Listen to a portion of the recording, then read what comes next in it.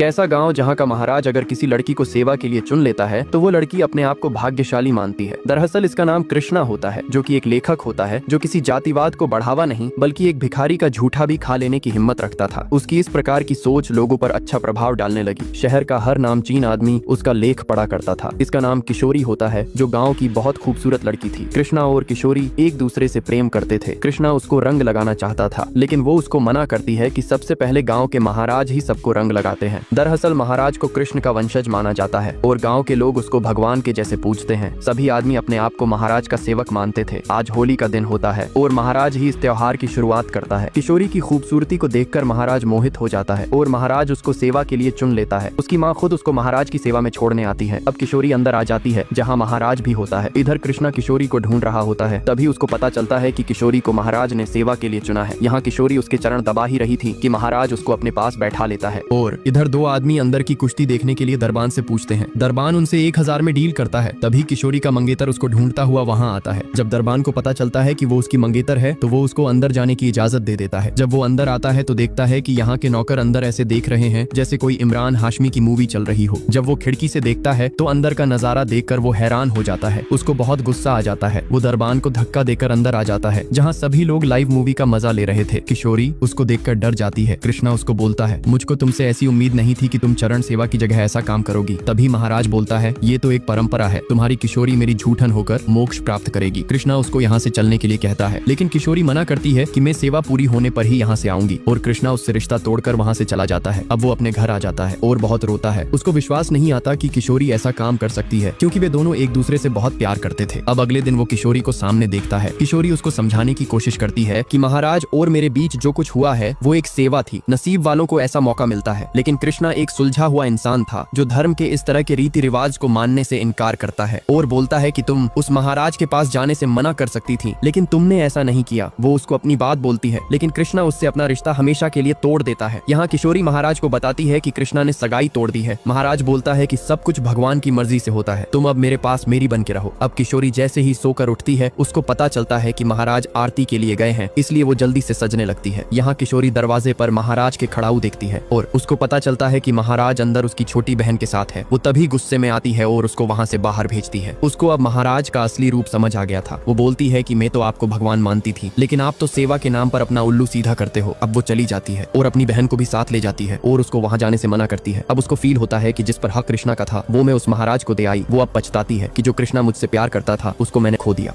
कृष्णा अपनी मंगेतर को छोड़ देता है क्योंकि वो सेवा के नाम पर महाराज के साथ रही थी, क्योंकि इस गांव में महाराज को भगवान माना जाता है। यहाँ कृष्णा का बाप उल्टा उसी पर गुस्सा करता है कि तूने किशोरी के साथ रिश्ता क्यों तोड़ा। ये हमारे गांव की परंपरा है कि लड़कियां हवेली में सेवा देती हैं, लेकिन कृष्णा एक क्रांतिकारी विचारधारा का इंसान था। उसको ये गवारा नहीं था कि उसकी होने वाली बीवी किसी आदमी के पास जाए, लेकिन उसका बाप उसकी बात नहीं सुनता और उसके एक थप्पड़ मारता है। उसकी माँ भी उसको घर से निकल जाने को बोल देती है और वो घर से निकल जाता है। जब सुबह होती है वहाँ दो आदमी आते हैं जो कृष्णा का लेख पढ़ा करते थे और उसकी सोच की इज्जत करते थे। यहाँ महाराज अपनी मालिश करा रहा था कि तभी एक आदमी अपनी बहन को लेके आता है और बताता है कि मेरी बहन आपके बच्चे की माँ बनने वाली है। अगर आपने कुछ नहीं किया तो हमारी बहुत बदनामी होगी। लेकिन वो नहीं मानता, जिससे उसका भाई गुस्सा दिखाने लगता है। लेकिन उसकी बहन महाराज से माफी मांगती है और महाराज उसको धतूरे का लड्डू खिला देता है। उसका भाई खाने के लिए मना करता है, लेकिन वो महाराज की बात मान लेती है। रात को कृष्णा जा रहा था, तभी उसको आवाज सुनाई देती है। वो लड़का बताता है कि महाराज ने मेरी बहन को जहरीला लड्डू खिला दिया है क्योंकि वो पेट से थी। अब वो जैसे ही उसको हॉस्पिटल ले जाने के लिए बैलगाड़ी लेके आता है, वो देखता है कि वे वहाँ से गायब हो जाते हैं। वो उनको ढूंढने की बहुत कोशिश करता है, लेकिन वे उसको नहीं मिलते। वो एक आदमी से पूछ ही रहा था कि वो बताता है कि ये हवेली बहुत लोगों को निगल चुकी है। कृष्णा बोलता है, जब तुमको सब पता है तो आप कुछ करते क्यों नहीं हो। वो बोलता है कि महाराज की ताकत बहुत बढ़ चुकी है, मैं कुछ करना भी चाहूंगा तो मेरी भी आवाज हवेली में दबा दी जाएगी, लेकिन तू हवेली के बाहर से बहुत कुछ कर सकता है। देश के बारे में तो लिखते ही हो, हवेली के बारे में भी लिखना शुरू कर दो। लेकिन अखबार का संपादक कृष्णा को ऐसा करने से मना कर देता है कि महाराज के बारे में ऐसा करने का मतलब है कि अपने पैर पर कुल्हाड़ी मारना। लेकिन कृष्णा अपनी बात पर अटल रहता है। अब वो उसको किशोरी के बारे में बताता है कि वो तुमसे मिलने के लिए आई थी क्योंकि वो किशोरी को बहुत प्यार करता था, इसलिए उसको माफ करने के लिए मान जाता है। तभी वहाँ एक आदमी आता है और उसको अपने साथ ले जाता है। यहाँ वो आके देखता है कि किशोरी अब नहीं रही है, क्योंकि महाराज ने उसके साथ जो किया था उस वजह से वो कृष्णा से आंख नहीं मिला सकती थी। अब वो बहुत गुस्से में महाराज को चेतावनी देता है।